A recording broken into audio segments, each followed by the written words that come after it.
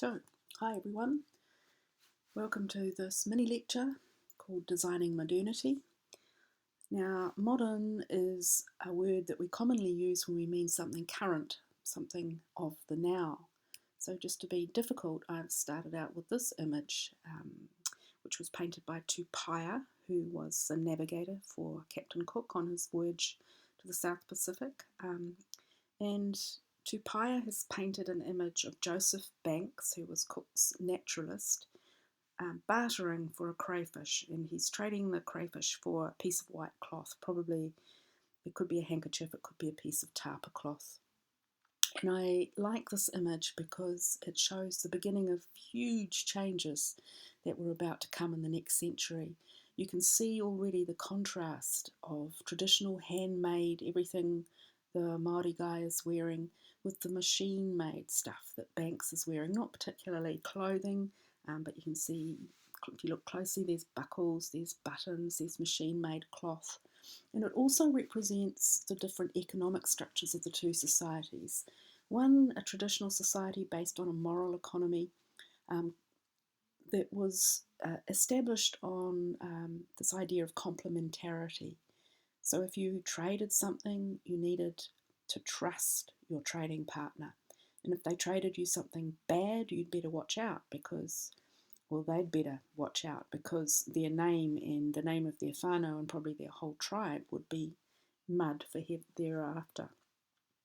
Whereas Joseph Banks, he's already come from a modern society, a society that separates the producers from consumers, that has legal structures to control the trading of goods, a focus of rights on the individual, rights of the individual, competition that would help competition, and the idea was that the buyer was the one who had to look out for themselves in a trading situation. So modernisation, already in the 19th century, processes of scientific, technological, industrial, political innovation.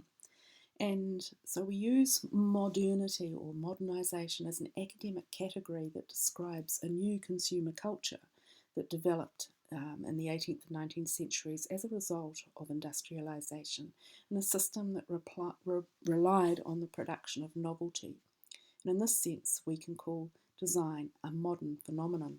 It ensured that products had the requisite cachet to stand out in an overcrowded marketplace.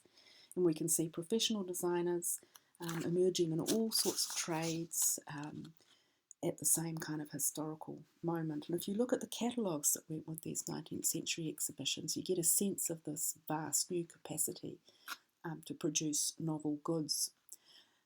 There were a lot of critics of the quality of all this manufacture, of course. For Henry Cole, for instance, who was actually a manager of the 1851 exhibition, set up the first schools of design in Britain. In 1837, he said that their express purpose was to provide for the architect, the upholsterer, the weaver, the printer, the potter, and all manufacturers, artisans who were better educated to originate and execute their respective wares. And the point was that, he said, to render manufactures not less useful by ornamenting them, but more beautiful and therefore more useful. And on the right, you can see a page from a fantastic book by an architect called Owen Jones that was produced around the same time to show designers appropriate patterns from all around the world that would make things more beautiful and therefore more useful. Because Cole thought that most of the stuff that was produced at the time was actually dreadful quality and terrible taste, and he actually organised an exhibition in 1852 called The False Principles of Design, which was popularly nicknamed the Chamber of Horrors. And he put on display objects like this papier-mâché tray, which was made to look like porcelain, with a picture of dead game on it. And why would you want a picture like this around food? And why have pictures on things that were going to be covered up when you used them? Or this gas jet shaped like a convolvulus, or this wallpaper with pictures of the Crystal Palace all over it, carpets with images of things that you wouldn't normally walk on. Flatness should be a principle of design for things on walls and floors, he thought. Imitations of nature were false and in bad taste and basically immoral lies. This is one of my favourites. A newfangled sewing machine made to look like an ornamental squirrel. Other people took a different approach to reforming the design of objects in the 19th century. For instance, William Morris, who defined art as man's expression of his joy in labour. He said, "Have nothing in your house that you do not know to use or believe to be beautiful." The arts and crafts movement that Morris and others like him began is thought to be a precursor of modernism. One way to think about modernism is that it was an aesthetic response to the conditions of modernisation. On a purely aesthetic level, the modern movement in design consciously tried to break with the past and use modern materials such as tubular steel and glass. The Bauhaus Design School was established in Germany in 1919 in an attempt to design objects that would fulfill their functions in a practical way and be long-lasting, affordable and beautiful. And at the same time, they should be an archetype for industry. This is an apartment for a faculty member, Laszlo Moholy-Nagy, and it was, you can see on the, it's full of iconic modernist furnishings, including, you can see on the table there, the Bauhaus lamp, which we see these days in all sorts of variations.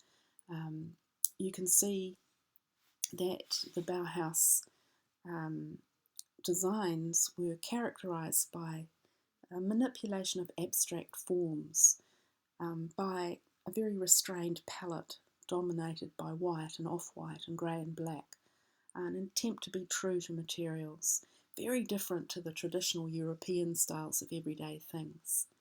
Bauhaus School was never very big. It only ever had a couple of hundred students at a time, and it closed in 1933 because of the Second World War, but it was hugely influential in design education. It was organised in studio craft workshops, which we still aspire to in design education today. And here are the students of the metal workshop where the lamp was produced. Many of the Bauhaus students went to the US when the war started, and they took these ideas of modernism with them. By the at least by the 1950s, modern design was pretty universally understood to follow these 12 precepts. Kaufman was an architect and a director of the Industrial Design Department of the Museum of Modern Art in New York. He said modern design should fulfill the practical needs of modern life. It should express the spirit of our times. It should take advantage of new materials and techniques and develop familiar ones. It should develop the forms, textures and colours that spring from the direct fulfilment of requirements in appropriate materials and techniques. It should express the purpose of an object, never making it seem to be what it is not, and so on and so on. This is another modern design classic, the LC4 Shay-Long, designed by the architect Le Corbusier and Charlotte Perriand and Pierre Généré. That's Charlotte Perriand on the Shays, and she says that the basic idea came from a simple soldier who, when he's tired, lies down on his back and puts his feet up against a tree with his knapsack under his head, as in her drawing on the left there. And this is Corbusier himself, the famous architect, with the colours he designed for the Shays.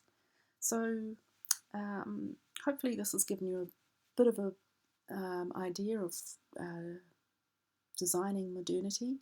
But just to conclude, I'll show you a design animation, design in a nutshell from the Open University. And this will give you a good idea.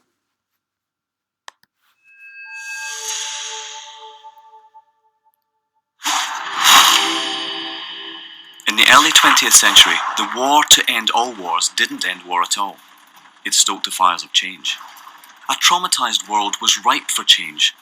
The world was ready for modernism. Modernists wanted to forget history, or at least reinterpret it. More than just a style, modernism applied to virtually all forms of creative expression. Innovative artists like Picasso, Escher, Dali, they all started looking at their world differently. Other artists tried painting light itself. These were the Impressionists. Surrealists went a bit further. We had entered the age of the isms: cubism, symbolism, futurism, constructivism. All these new modern ways of looking at the world blew people away. When it came to architecture, modernists were intrigued by emerging technology. Concrete, glass, and steel featured heavily in their buildings. Modernists believed that they could design a better society. Ornamental indulgence was considered a frivolous waste of effort. They thought function should always dictate form, and that mankind's intelligence, creativity, and capability for radical thinking should be celebrated. Take the Russian inventor Georgy Krutikov. He suggested an idea for a city held aloft by electrical currents. This at a time when there was barely enough wattage to keep the lights on. Not everything they designed was a resounding success. But you could argue modernism was the single most influential movement of the 20th century. From house music to housewares, tables and chairs to graphic design, all have been created by the aesthetics and ideas of modernism. Do you buy into modernism?